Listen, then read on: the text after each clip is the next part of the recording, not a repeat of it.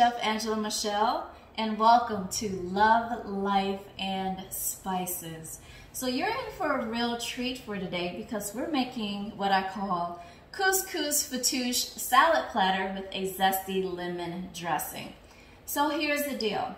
We have a featured spice today, and that featured spice is sumac. It smells very lemony. It's actually very, very good and healthy for you. So sumac actually comes from crushing the dried fruit from the sumac bush, and it also has an interesting health benefit. Studies show that sumac can actually help with type 2 diabetes. It does so by lowering your blood glucose levels and increasing your good cholesterol. And it can also be made into a juice or a tea. So we're going to take sumac and we're actually going to turn it into Baharat, which is a 7-spice mix that originated in northern Lebanon. Okay, so let's get started with that. Let's make our spice mix, shall we? So I have a small bowl here and a little spoon. Again, this is my sumac, but it calls for a couple of other ingredients because I said it's 7 spices, right? So here I have some allspice. So we're going to use some allspice in this. I'm going to add about a tablespoon of allspice. Good tablespoon of allspice going right in here. Now allspice really does smell like all spices.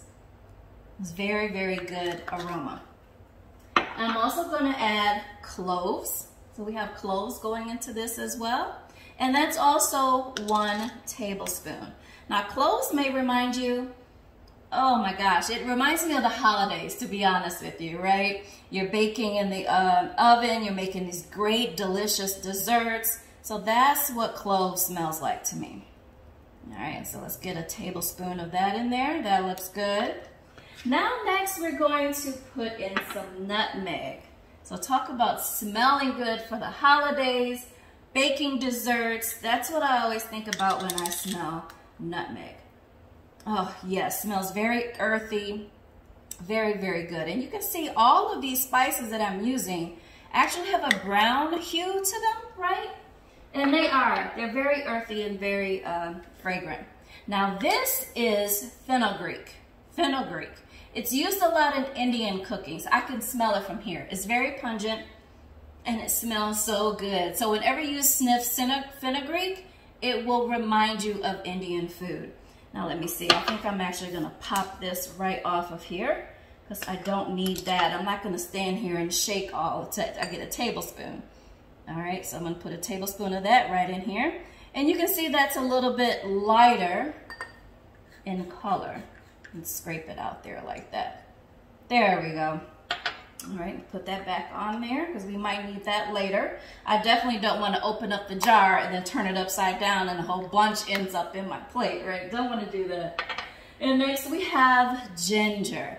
Now everybody's really familiar with ginger, right? It's ground from the ginger root and it has a very distinctive aroma as well. All right, so I'm going to put some of that in here. And this too is also 1 tablespoon. So we're going to have this recipe available on our blog. There we go. Let's get all of that in here. There, that's about a tablespoon. So we'll have it available on our blog, which is culinarykisses.com/blog. Okay, now cinnamon. I love cinnamon for baking. I love to put it in my oatmeal. I love to put it in my smoothies. I use it for so many different things. Oh, let's get the top off of this too. Now for cinnamon, what we're gonna do is we're gonna put in 2 teaspoons, okay? 2 teaspoons of cinnamon. All right, there we go. Now if you actually just wanna do like a ½ a tablespoon, you could do that as well, just to let you know. These ingredients are very forgiving. So if you do a little bit of more than one than the other, that's totally fine. All right, so now I'm going in with some fresh cracked black pepper. Fresh cracked black pepper. And you want to do about 2 teaspoons, but I'm only going to do 1 for today. Now, I believe that's 7 spices, right? Is that 1, 2, 3, 4, 5, 6, 7? Yes, it is, but I'm going to add a couple more to this, just because. That's what I do. So I have some ground paprika, another very earthy spice. Smells very, very good. So I'm gonna add about a half teaspoon of ground paprika. And then I'm gonna add a half a teaspoon of our featured spice, sumac. Okay, and that's right here. So I'm gonna add about half a teaspoon of that as well. So let's go in for that. There we go. Look how rich in color that is. Isn't that gorgeous? Totally beautiful. Now, the name of the game from here, of course you just have to mix it up, right? We need to make sure everything gets mixed in there very well so you can actually see every color almost in there. You can see the dark brown, you can see the light brown, you can see the tan, you can see a little bit of the red, you can see some of everything in here. And it looks and smells delicious. Okay, so that's our spice mix. So now what we're gonna do is we're gonna take our spice mix and we're gonna turn it into something fabulous, okay? So stay tuned, we'll be right back. Okay, so now that we made our spice mix, the next thing to do is to actually get it into a bottle. Because what happens is once you make this mix, you can store it in your pantry for at least a couple of months. So if you put it in your own little spice bottle and put a label on it, you have a homemade spice mix, right? All right, so what I'm gonna do is I'm gonna take the top off of this. There we go. And I have some funnels here that I'm going to use. So you can see that they're different sizes, right? I have a small and a medium. I actually left the large on the other table because I'm thinking, I'm not gonna need that. So I'm gonna go with the smaller one, right? Let's see how that goes. So let me get this knife out of here. I don't need that right now. Now what I'm gonna do is I'm going to take the spice mix and I'm just gonna dump it into the funnel.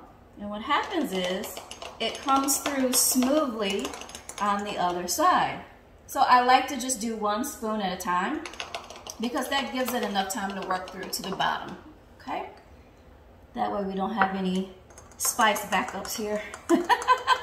And what's funny is while you're adding it to the bottle, the aroma is just permeating throughout the kitchen and it smells divine. So I'll go ahead and tell you about the fattoush salad. So fattoush salad actually originated in northern Lebanon. It's traditionally made with fried pieces of Arabic flatbread, or you can bake them, of course. And you mix it with vegetables, basically any kind of vegetables, but we're gonna use some specific ones today that are traditional to fattoush. Now I wanna make sure I don't overfill this jar either. I have a little bit more in here. Let me just tap the sides to work it down. Like I said, you wanna be very careful with getting everything in there, so that's why I just do 1 spoon at a time.